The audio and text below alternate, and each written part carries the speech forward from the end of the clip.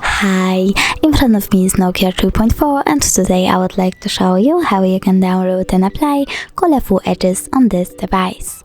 Start by opening Play Store, then type edges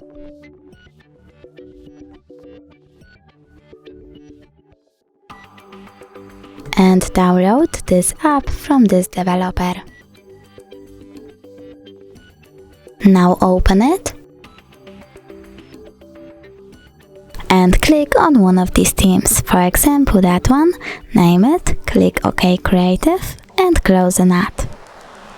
Over here you can customize your edges however you want to. For example, you can change run style, add pattern, change animation speed, border size and many other things. When you're done but you want to leave your current wallpaper, pick one of these sources like photos, select the photo, adjust it and click at the top right corner. Then choose create.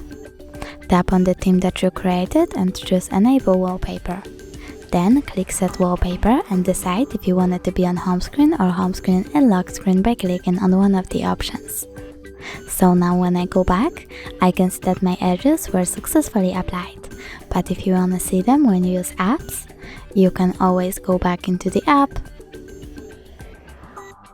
choose home, scroll all the way down and tap on the switcher next to enable overlay other app.